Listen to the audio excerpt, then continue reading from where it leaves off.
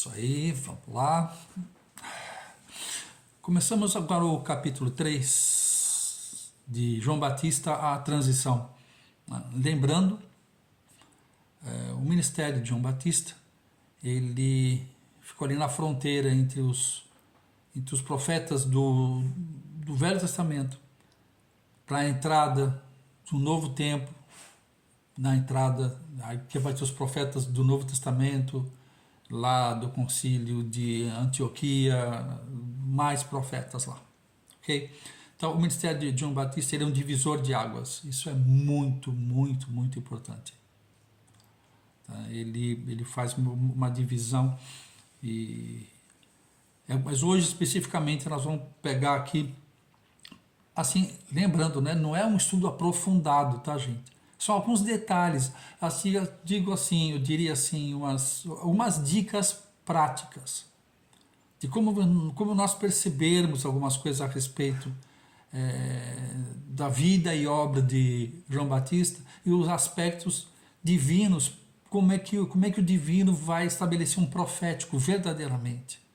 E a primeira coisa que eu quero deixar claro para vocês a respeito do profético, o profético ele não trabalha especificamente com o futuro. O profético ele nos conecta com o eterno. Porque Deus não teve nem ontem nem amanhã. É o dia que se chama hoje. Então, essa conexão, o profético, ele nos reconecta, na verdade, né?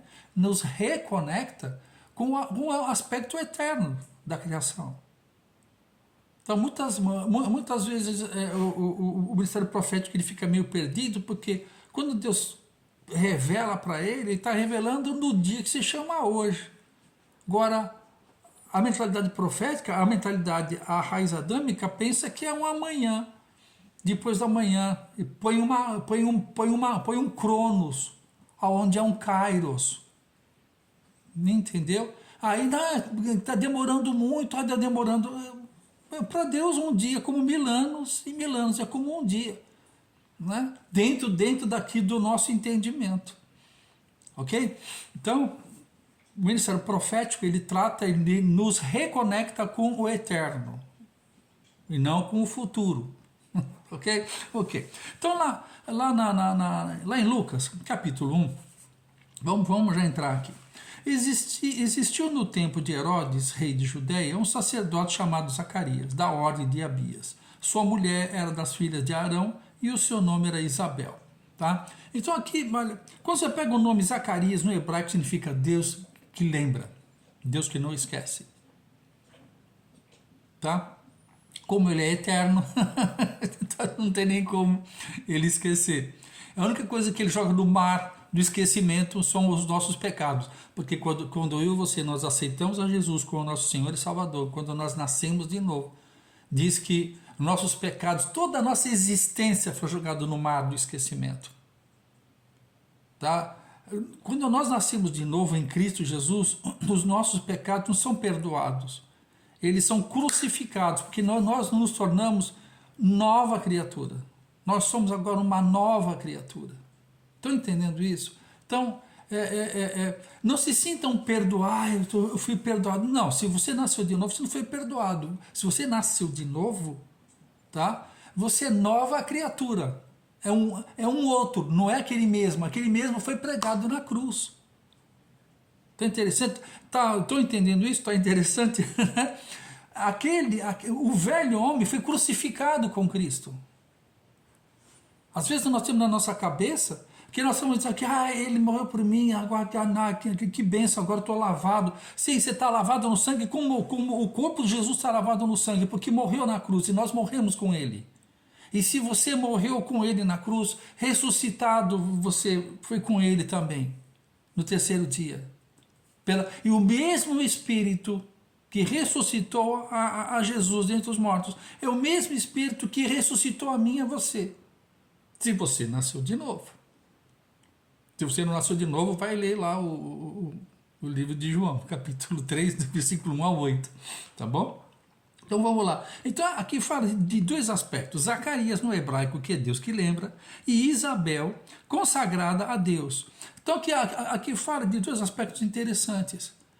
O pai, né, dá a característica, o esperma, e a mãe dá o ambiente. Então aqui são dois ambientes que formam o profético. Tá? O que é?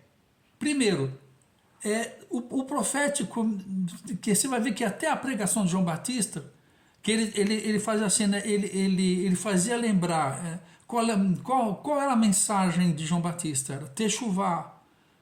Techuvá falava do arrependimento.